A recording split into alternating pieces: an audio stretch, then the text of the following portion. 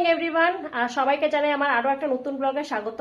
Ready হয়ে গিয়েছি আর যাচ্ছি আজকে বাড়ি, মানে কুচবিহার যাচ্ছি, কুচবিহারের বক্সিয়াতে যাচ্ছি। তো সকালবেলা ওয়েদারটা মোটামুটি ভালোই ছিল, খুব খুশি হয়ে গেলাম। এখন আবার বৃষ্টির মতন ভাব হয়ে গেছে, কিন্তু চিন্তা নেই, আজকে আমরা গাড়ি নিয়ে যাচ্ছি আর কি, আমাদের পার্সোনাল গাড়ি নিয়ে যাচ্ছি। তো সেই কারণে স্বস্তি, কারণ ওই ট্রেনের মধ্যে গেলে পরে বৃষ্টির মতো না খুব অসুবিধা হয়ে যায়। তা আজকে একটু আরামে শান্তিতে যাওয়া যাবে। তো চলো বেরোনো যাক। এই হচ্ছে রাস্তার অবস্থা, এটা হচ্ছে ফালাকাটার থেকে আলিপুরদুয়ার যাওয়ার রাস্তা। আরে বাপরে, কিন্তু না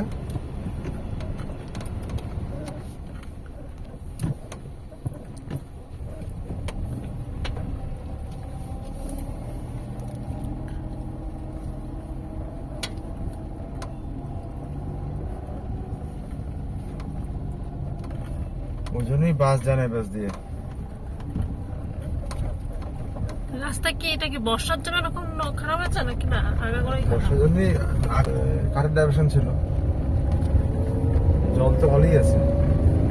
আমরা এখন আলিপুরদুয়ার, আর আমি বাসে করে তুফানগঞ্জ হয়ে বক্সার যাবো। তুফানগঞ্জে বাবা মানে শ্বশুর মশাই আসবে, তো উনি আর আমি একসাথেই আর কি বাড়িতে যাব। তা এখন তো আলিপুরদুয়ারের রাস্তায় আছি, আর জন্য ঘুম পাচ্ছে, মানে এই কয়দিন এতটা প্যাকিং করতে হচ্ছে না যে ঘুমগুলো ঠিকঠাক মতন হচ্ছে না। বিশেষ করে নীলের তো ঘুম একদমই হচ্ছে না, বেচারা অনেক খাটাখাটনি করছে। নীল তো চলে গিয়েছে কাজে, আর আমরা বাসে এখন বসে আছি। বাস ফাঁকা আছে কারণ আমরা বাস স্ট্যান্ড থেকে বাসে উঠলাম যেহেতু, আর এটা 2:10 নাগাদ ছাপে, এখন 2 বাজে। বাইরে কিনে ঝগড়া হচ্ছে জানি না। তা যাই হোক, এখন তুফানগঞ্জে যাবো। তুফানগঞ্জে একটা কাজ আছে, ওটা করে নিয়ে তারপরে বাড়ি যাবো। কি হয়েছে? ছাড়বে একটু পরে, টাইম হলে ছাড়বে, এটা কিচ্ছু হবে না।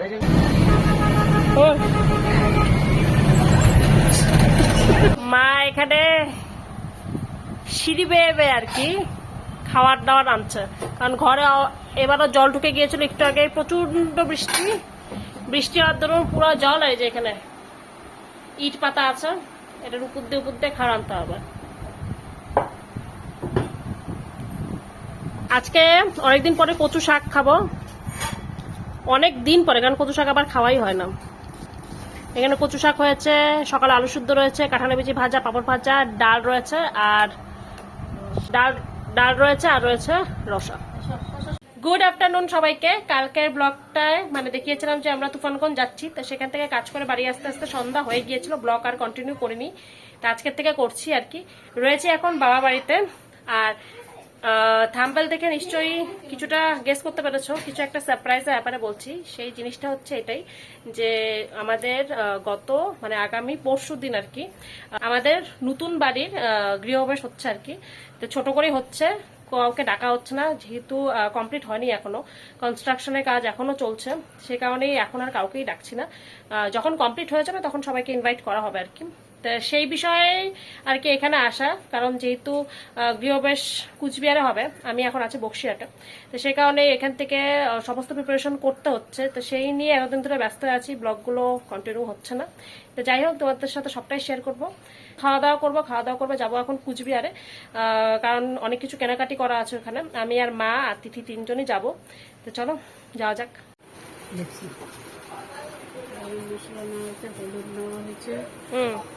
আচ্ছা, মৌরি দাও।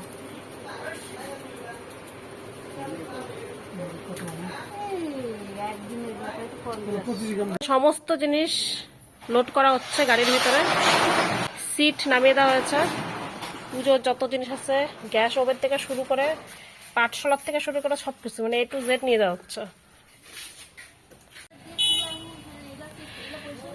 এই হচ্ছে আমাদের বাড়ি, কনস্ট্রাকশনের কাজ চলছে, দেখতেই পাচ্ছ তোমরা। এখানে বাঁশ লাগানো আছে, আর এদিক দিয়ে রয়েছে আমাদের ফুল গাছ, অনেক ফুল গাছ রয়েছে এখানে, 2-1টা ভালোই ফুল ধরে। তো সমস্যা এখানে এটাই যে হচ্ছে মানে এখনো কমপ্লিট হয়নি, হচ্ছে আর কয়েকটা রুম শুধুমাত্র কমপ্লিট করা হয়েছে যাতে কিনা গৃহপ্রবেশটা করা যায়, কারণ এই বছরে একদম গৃহপ্রবেশের ডেট নেই বলতেই চলে। যে কটা ডেট আছে ওই কটা আমাদের কিছু অসুবিধা রয়েছে, যে কারণে করা যাবে না। তাই ফাইনালি ঠিক করলাম যে এই ডেটটাতেই করবো, পরশু দিনের, মানে সেরকম ডেট নেই কিন্তু ভালো দিন দেখে হয় না, সেই ভালো দিন দেখে আর কি করছি। তো চলে এসছি এখানে আর কি। তো এখানে সমস্ত জিনিসপত্র নিয়ে চলে আসছে, মানে যা যা কিছু লাগবে আর কি গৃহপ্রবেশের জন্য, পূজার জিনিসপত্র থেকে শুরু করে সমস্ত কিছুই। উপরে যারা মিস্ত্রি রয়েছে তারা ধোয়া করছে আর কি, উপর রুমগুলোকে পুরো সাফসাফাই হচ্ছে। তো কিরকম ভাবে সাফসাফাই হচ্ছে চলো একটা ঝালক তোমাদেরকে দেখ। তো এই হচ্ছে রুম আমাদের, এখানে একটা রুম রয়েছে, এদিকে আরেকটা রুম রয়েছে, এখানে কিচেন রয়েছে। তো উপর তলার থেকে নোংরা সব নিচে নামাচ্ছে আর কি, ধুয়ে ধুয়ে নিচে নামাচ্ছে, যে পুরো জল হয়ে আছে। কারণ কাজ হলে না এরকম হবেই, টাইলসের উপরে পুরো একদম নোংরা জমে আছে। আর আওয়াজ, কারণ মেশিন চলছে তাই আওয়াজটা এরকম আসতে পারে।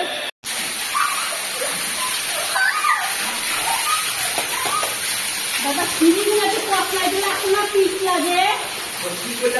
ওই সিঁড়ি একদিন এই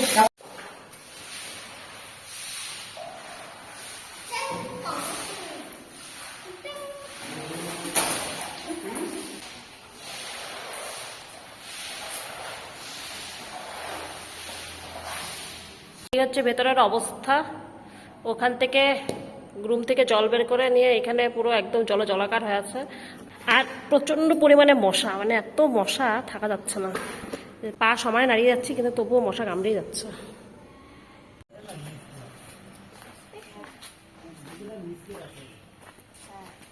দুব্বা পেলে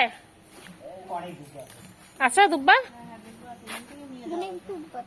28টা আটি বানতে লাগবে। হ্যাঁ 28টা করে এক একটা আটি। হ্যাঁ অনেক দুধের দরকার, অনেক দুধ দরকার। এক বালতি দুধ লাগে। এক বালতি দুব্বা। এই কটা তো করি আসছে, আর দেখা যাক পুজোর দিন ফোটে কিনা। আমি গেলে আমটা কিরকম চাই বলছি, ও আমটা ভালো আছে কিন্তু আর একটু পাকতে লাগছিল।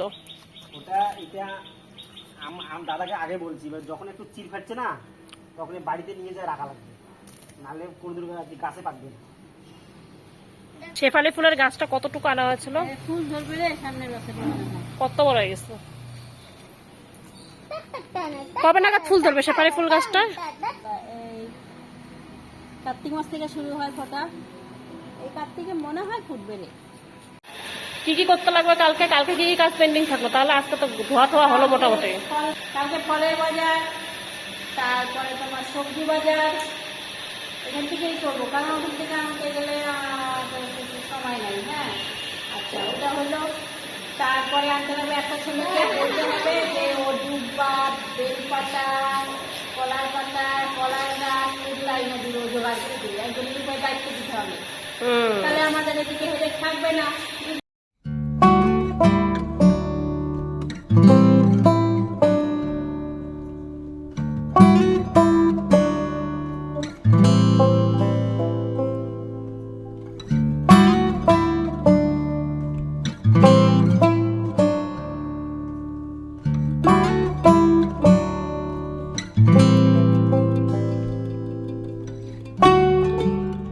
এই যে আমাদের আর এক পাগল কি বড় করে যাচ্ছে, এই জানে। আর এদিকে ধোয়া ঠোয়া চলছে।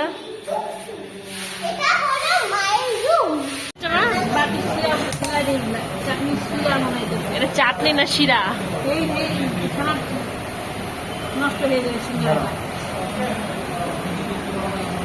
এই হচ্ছে সিঙ্গারা আমাদের বিকালের টিফিন, কিন্তু চাটনিটা প্রচন্ড মিষ্টি।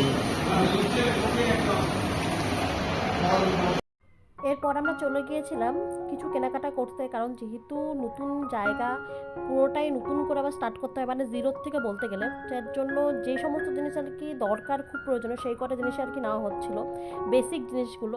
তার মধ্যে ছিল একটা মপ, কারণ ঘর মোছার জন্য একটা দরকারি ছিল, যেটা নীল হাতে নিয়ে দাঁড়িয়েছিল। ভাবছিলাম একটা ইন্ডাকশান এখান থেকে নেবো, কিন্তু না, ইন্ডাকশানগুলো এখানকার সিস্টেমটা আমি বুঝতে পারছিলাম না। যেমন আমার ইন্ডাকশান সিস্টেমটা অন্য, আর এই যে লোকটা উনি ওটা ঠিকভাবে দেখাতে পারছিল না। তারপরে আমরা এখান থেকে নেইনি, বাইরের থেকে নিয়েছিলাম, কিন্তু এখানকার দামটা মোটামুটি কম ছিল। তারপরে আমি একটু প্রেশার কুকারও দেখলাম, কারণ ইন্ডাকশানের জন্য ইন্ডাকশান বেস প্রেশার কুকারই চাই। তো এখান থেকে এই প্রেশার কুকারটা পছন্দ হলো, কিন্তু এই লাল রঙটা পরে আর থাকে না। এটা আমার একটা আছে অলরেডি, মানে লাল রঙটা না ঘুষতে পারে উঠে চলে যায় আর কি। তো যাই হোক, টুকিটাকি কয়েকটা বাজারঘাট করে নিলাম, যে কটা দরকার আর কি সেই কয়টাই নিয়েছি, বেশি কিছু নেইনি। তো এই সমস্ত কিছু করতে করতে কিন্তু অনেকটা সময় চলে গিয়েছিল।